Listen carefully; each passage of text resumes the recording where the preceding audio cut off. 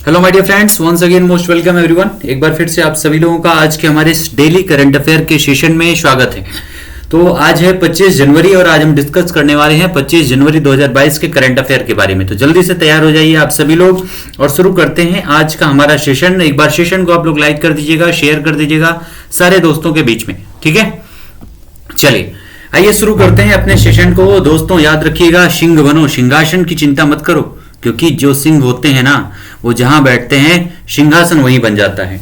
तो याद रखिएगा, हमेशा अपने मेहनत के दम पर जो है अपनी कामयाबी को लिखिए, अपनी मेहनत के, अपने परिश्रम के दम पर अपनी कामयाबी को लिखिए, क्योंकि वो लोग जहां खड़े होते हैं लाइन वहीं से शुरू होती है, याद रखिएगा, ठीक है। तो आइए शुरू करते हैं हमारा आज का सेशन। और पहला क्वेश्चन आपके सामने है कि विश्व बैंक ने किस भारतीय राज्य को 1000 रुपए के ऋण को जो है मंजूरी दी है। भारतीय जो आपका विश्व बैंक है इसके द्वारा मंजूरी दी गई है कितने रुपए के, तो 1000 करोड़ रुपए का, ठीक है।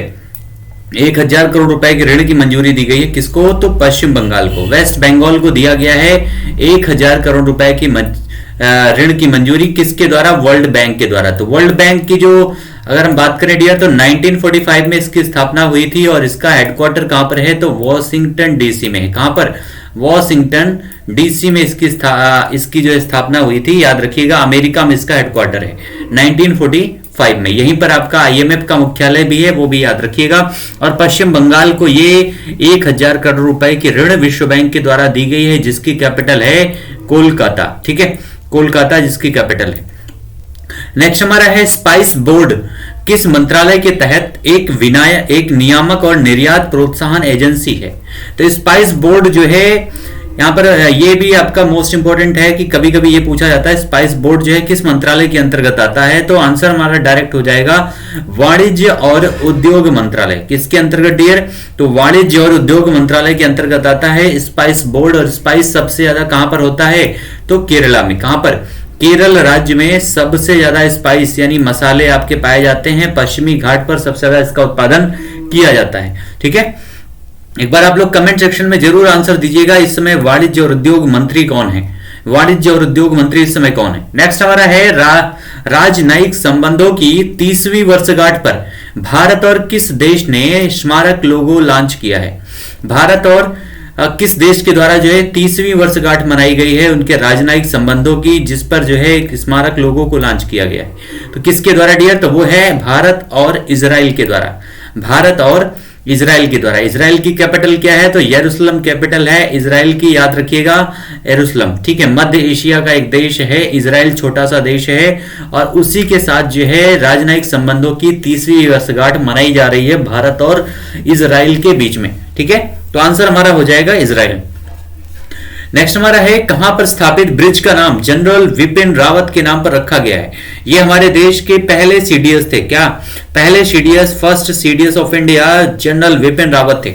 और इनका जो है अभी हाल ही में कहां पर डियर, तो तमिलनाडु में जो है M17 हेलीकॉप्टर का क्रैश होने की वजह से इनका देहांत हो गया, यानी शहीद हो गए विपिन रावत जी तमिलनाडु में। कहां पर, तमिलनाडु में, ये भी याद रखिएगा। और उस हेलीकॉप्टर का नाम क्या था, M17, ठीक है। तो इनके नाम से जो ब्रिज स्थापित किया जा रहा है वो कहां पर है, तो राजकोट में है। और राजकोट कहां है, गुजरात में, गुजरात में है राजकोट। यहीं पर आपके इनके नाम से ब्रिज की स्थापना की जा रही है। गुजरात की और बात करें तो इसकी कैपिटल क्या है डियर, तो इसकी कैपिटल है अहमदाबाद। अहमदाबाद इस गुजरात की कैपिटल है। और अहमदाबाद में ही एक जगह है केवड़िया, जहां पर दुनिया की सबसे बड़ी मूर्ति जो है 182 मीटर की सरदार वल्लभ भाई पटेल की मूर्ति स्थापित की गई है, जिसे कहते हैं स्टैच्यू ऑफ यूनिटी। क्या नाम है, स्टैच्यू ऑफ यूनिटी। इसी गुजरात में 2001 में 26 जनवरी, जो कल आपका 26 जनवरी का दिन आने वाला है, बहुत ही महत्वपूर्ण दिवस है। उस दिन 2001 में इसी गुजरात में बहुत बड़ा भूकंप आया था, जिसमें लोग जागने से पहले ही सो गए थे पूरी तरह से। लाखों लोगों का उसमें मृत्यु हुई थी। इस आपके जो भूकंप अटैक हुआ था इस समय 2001 में 26 जनवरी को, जो कल है दिवस 26 जनवरी का, ठीक है। ये भी पॉइंट याद रखिएगा गुजरात से संबंधित। और 2022 में यहां पर डिफेंस एक्सपो का भी आयोजन किया जाने वाला है। अगला हमारा है किस फिल्म को ढाका अंतरराष्ट्रीय फिल्म महोत्सव में किस सर्वश्रेष्ठ फिल्म, किसे जो है सर्वश्रेष्ठ फिल्म का पुरस्कार मिला है।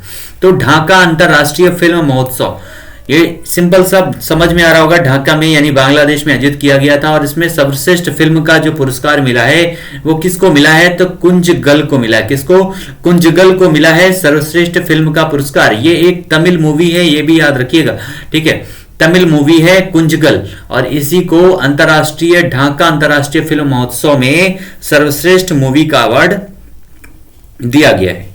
नेक्स्ट हमारा आज के जो सेशन है हमारा डे, उसमें खेल से संबंधित ज्यादा क्वेश्चन है, क्योंकि आपका ओडीआई के आईसीसी 2021 के अवार्ड्स की घोषणा की गई है, ठीक है। तो आईसीसी 2021 के लिए ODI cricketer of the year किसे चुना गया है, तो ये चुना गया है बाबर आजम को। ये भी पाकिस्तान के खिलाड़ी हैं। कल हमने टी20 के बारे में डिस्कस किया था, तो उसमें भी पाकिस्तान के खिलाड़ी थे। और ये आईसीसी 2021 के जो ODI cricketer of the year है, ये बाबर आजम को चुना गया है। नेक्स्ट हमारा है 2021 के लिए ICC men's cricketer of the year किसे चुना गया है, नामित किया गया है, तो ये चुना गया है इंग्लैंड के टेस्ट कैप्टन जो है जो रूट, ठीक है, इंग्लैंड के कप्तान थे जो रूट, इन्हीं को चुना गया है ICC men's cricketer of the year 2021 के लिए। और 2021 के लिए आईसीसी महिला क्रिकेटर ऑफ द ईयर किसे चुना गया डियर, तो वो चुना गया है स्मृति मानधाना को, ठीक है, स्मृति मानधाना को चुना गया है 2021 के लिए आईसीसी महिला क्रिकेटर ऑफ द ईयर। ये सारे अवार्ड याद रखिएगा, मोस्ट इंपॉर्टेंट है आपके एग्जाम के लिए करंट अफेयर के दृष्टिकोण से, ठीक है। और नेक्स्ट हमारा ये भी खेल से संबंधित है कि लखनऊ आईपीएल टीम इस बार, जैसा कि हमें पता है आईपीएल में 2 नई टीमें आई है, एक है आपका लखनऊ, दूसरी है अहमदाबाद, ठीक है। तो लखनऊ की जो टीम है उसमें उस लखनऊ की टीम को क्या नाम दिया गया है, ये आपका है क्वेश्चन। तो क्या नाम दिया गया है, तो लखनऊ आईपीएल का टीम का नाम है लखनऊ सुपर जायंट्स, ठीक है, लखनऊ सुपर जायंट्स का नाम है दिया गया है, याद रखिएगा लखनऊ का। और अहमदाबाद का नामकरण जल्द ही घोषित किया जाएगा। लखनऊ टीम के कैप्टन किसे बनाया गया है, तो वो भी याद रखिएगा, क्वेश्चन में हमने डिस्कस नहीं किया है, लेकिन यहां पर याद रखिएगा केएल राहुल को जो है नियुक्त किया गया है लखनऊ टीम का कैप्टन, लखनऊ आईपीएल टीम का कैप्टन बनाया गया है केएल राहुल को, ठीक है। नेक्स्ट हमारा है हूती विद्रोह, इसको हूती या होती दोनों बोलते हैं, याद रखिएगा, हूती विद्रोह भी इसको कहते हैं। तो हूती विद्रोह जो है कहां पर है, विद्रोही कहां पर हैं, जिन्होंने अबू धाबी के ऊपर 2 बैलिस्टिक मिसाइल दागी है। ये आपका इंटरनेशनल इश्यूज से क्वेश्चन बन सकता है कि हूती विद्रोही कहां पर हैं। इंटरनेशनल इश्यूज में इसी तरह के डायरेक्ट क्वेश्चन आते हैं, क्योंकि वो आपके अभी समसामयिक घटनाओं से जुड़े हुए होते हैं। तो हूती विद्रोही जो है वो कहां पर हैं, जिन्होंने अबू धाबी पर 2 मिसाइल बैलिस्टिक मिसाइल दागी है, जिसको सऊदी अरब ने विफल किया है। इन दोनों मिसाइलों को किसने विफल कर दिया है, तो सऊदी अरब, ये भी याद रखिएगा, सऊदी अरब ने, ठीक है, सऊदीया ने इसको जो है विफल कर दिया है। और ये जो हूती विद्रोही हैं ये कहां पर है डियर, तो यमन में हैं ये हूती विद्रोही, जिन्होंने अबू धाबी पर बैलिस्टिक मिसाइल से आक्रमण किया। अब हम बढ़ते हैं अपने प्रश्नोत्तरी की तरफ, और हमारा पहला जो क्वेश्चन है वो है 12वां राष्ट्रीय मतदाता दिवस। मोस्ट इंपॉर्टेंट है मतदाता दिवस, ठीक है। मतदाता दिवस जो है आपका 12वां, ये कब मनाया जाता है, तो हम देख रहे हैं 2-3 दिन से आपके बहुत इंपॉर्टेंट क्वेश्चन चल रहे हैं। पहला आपका 23 जनवरी को, उसके बाद 24 जनवरी को, और आज है 25 जनवरी, ठीक है। तो 23 जनवरी को सुभाष चंद्र बोस जयंती, 24 जनवरी को बालिका दिवस, विश्व बाल दिवस, ये सारे आपके विश्व बाल शिक्षा दिवस, ठीक है। और आज 25 जनवरी को है राष्ट्रीय मतदाता दिवस। तो राष्ट्रीय मतदाता दिवस जो है कब मनाया जाता है डियर, तो 1 मिनट, यहां पे थोड़ा सा आपका शायद ये एक पॉइंट यहां पर छूट गया है, तो याद रखिएगा ये 25 जनवरी, ठीक है, 25 जनवरी इसको कन्वर्ट कर लीजिएगा, 25 जनवरी जो है आपका करेक्ट आंसर हो जाएगा, ठीक है। राष्ट्रीय मतदाता दिवस कब मनाया जाता है डियर, 25 ऑफ जैन को मनाया जाता है। और याद रखिएगा इसी दिन आपका पर्यटन दिवस भी मनाया जाता है। क्या मनाया जाता है, राष्ट्रीय पर्यटन दिवस, ठीक है। पर्यटन दिवस यानी घूमने के लिए बढ़ावा देने के लिए जो है ये दिवस मनाया जाता है, पर्यटन दिवस 25 जनवरी को, ये भी पॉइंट याद रखिएगा। और मतदाता दिवस 25 जनवरी को।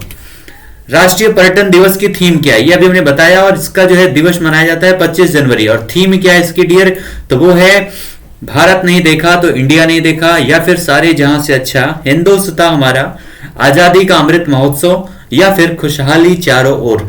तो राष्ट्रीय पर्यटन दिवस की थीम क्या है, तो वो है आजादी का अमृत महोत्सव। जैसा कि हमें पता है कि आजादी का 75वां अमृत महोत्सव हम लोग मना रहे हैं, और आजादी इसमें जो इस बार थीम रखी गई है राष्ट्रीय पर्यटन दिवस की, वो रखी गई है आजादी का अमृत महोत्सव। ठीक है, तो याद रखिएगा आजादी का अमृत महोत्सव। नेक्स्ट हमारा है, इस वर्ष राष्ट्रीय बाल पुरस्कार से कितने बच्चों को सम्मानित किया गया है। राष्ट्रीय बाल पुरस्कार का जो सम्मान है ये अभी दिया गया है। हर साल की तरह इस बार भी ये पुरस्कार वितरण किया जाएगा, और इस बार जो है लगभग 29 बच्चों को, कितने 29 बच्चों को नामित किया गया है इस पुरस्कार के लिए, राष्ट्रीय बाल पुरस्कार के लिए। ठीक है, तो आंसर हमारा क्या हो जाएगा dear, 29 will be the correct answer. 19 क्या है, तो 19 इस बार जो है मेडल जीते थे भारतीयों ने पैरा ओलंपिक में। कहां पर, टोक्यो में।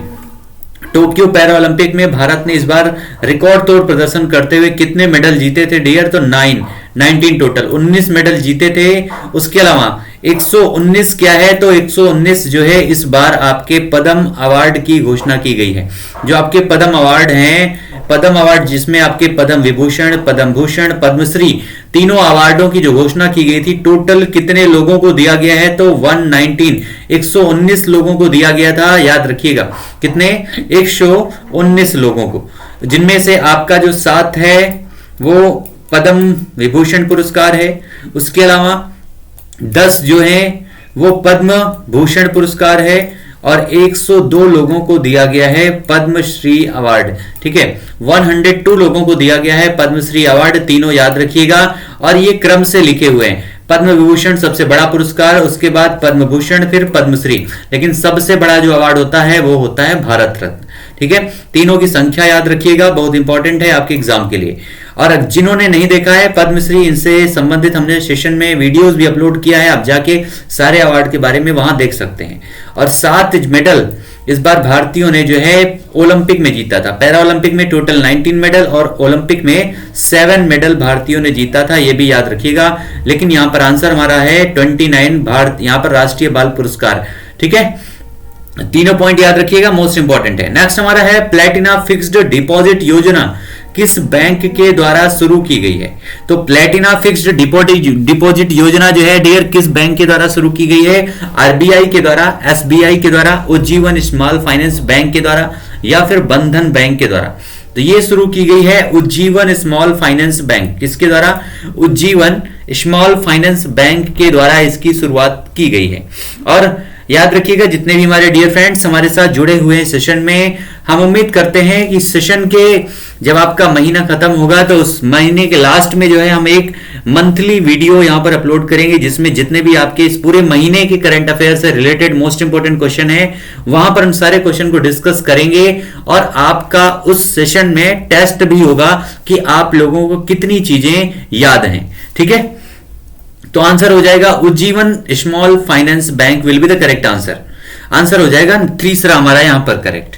नेक्स्ट हमारा है, फुलटन इंडिया ने एमएसएमई को डिजिटल ऋण देने के लिए किसके साथ साझेदारी की है। तो फुलटन इंडिया ने जो है एमएसएमई यानी जो आपके लघु मध्यम उद्योग हैं उनको जो है डिजिटल ऋण प्रदान करने के लिए किसके साथ यहां पर साझेदारी किया है। फोन पे के साथ, पेटीएम के साथ, भीम के साथ, या फिर गूगल पे के साथ। किसके साथ ये साझेदारी की गई है डियर, तो ये किया गया है पेटीएम के साथ। ठीक है, पेटीएम के साथ ये साझेदारी की गई है, याद रखिएगा। Paytm will be the correct answer, MSME को बढ़ावा देने के लिए डिजिटल ऋण को। नेक्स्ट हमारा है, 10.7 बिलियन डॉलर के टोटल वैल्यूएशन के साथ कौन सी कंपनी डेकाकॉर्न बन गई है। डेकाकॉर्न मतलब होता है 10 बिलियन डॉलर का रिकॉर्ड, 10 बिलियन डॉलर को पार करने वाली कंपनी बन गई है। तो वो कौन सी कंपनी बनी है, जोमेटो, स्विगी, उबर, या फिर ड्रीम 11।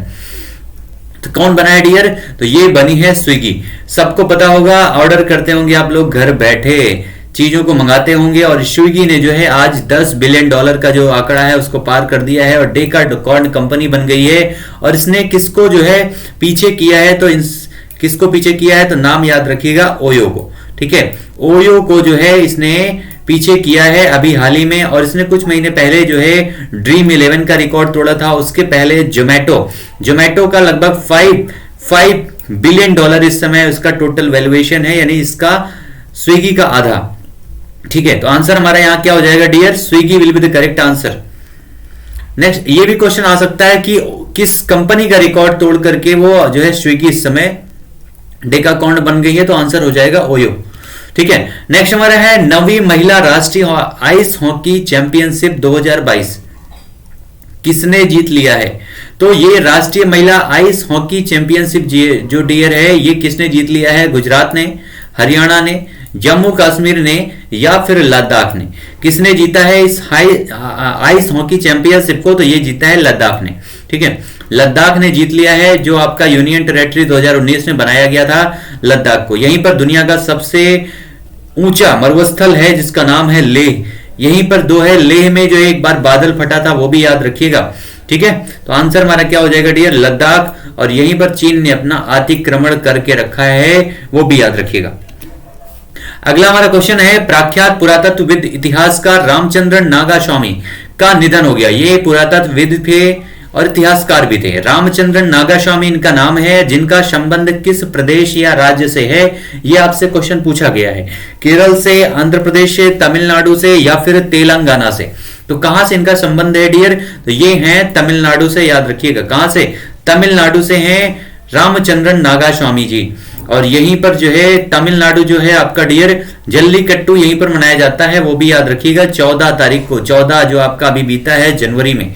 ठीक है, और इस क्वेश्चन को जो है कन्वर्ट करके भी पूछा जा सकता है कि अभी हाल ही में रामचंद्रन नागास्वामी का निधन हो गया, जिनका संबंध किस विधा से है? पुरातत्वविद, इतिहासकार, लेखक, ये जो भी चीजें उसमें दी जा सकती हैं। तो ये पॉइंट याद रखिएगा कि ये एक पुरातत्वविद और इतिहासकार थे।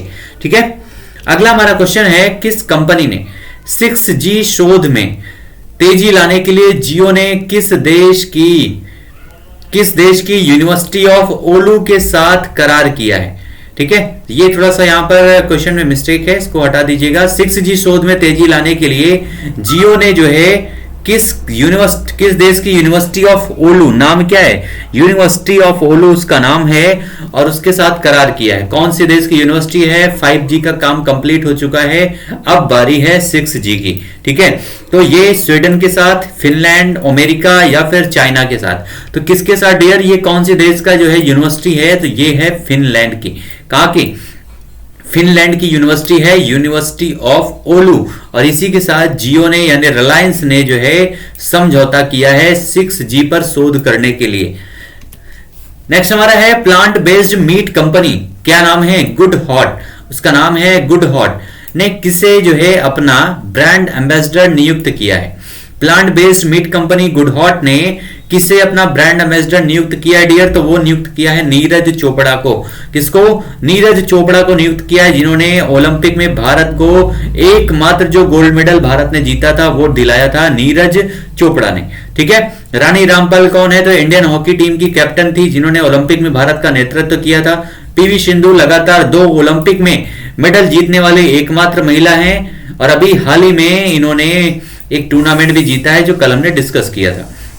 सचिन तेंदुलकर जो है इनको द गॉड ऑफ क्रिकेट कहा जाता है, ये भी याद रखिएगा। सभी फॉर्मेट में सबसे ज्यादा रन बनाने वाले खिलाड़ी हैं सचिन तेंदुलकर। आंसर हो जाएगा हमारा नीरज चोपड़ा। इस तरह से ये सारे क्वेश्चन आज के हमारे कंप्लीट हुए डियर, और जितने भी क्वेश्चन मोस्ट इंपोर्टेंट थे वो सारे क्वेश्चन हमने आज के सेशन में अपना लिया हुआ था। ठीक है, तो जितने भी दोस्त हैं आप सभी लोगों से एक बार रिक्वेस्ट है कि प्लीज सेशन को आप लोग लाइक जरूर कर दीजिएगा, शेयर कर दीजिएगा सारे दोस्तों के बीच में, और जिन्होंने चैनल को अभी तक सब्सक्राइब नहीं किया है एक बार सब्सक्राइब जरूर कर दीजिएगा। ठीक है, मिलते हैं फिर से अगले सेशन में एक नए क्वेश्चन के साथ में। तब तक आप सभी लोग पढ़ते रहिए, मस्ती के साथ एंजॉय कीजिए, लेकिन आपका मेन जो उद्देश्य है, आपका जो लक्ष्य है वो डाइवर्ट नहीं होना चाहिए। ठीक है, मिलते हैं अगले सेशन में, तब तक के लिए आप सभी लोगों को धन्यवाद।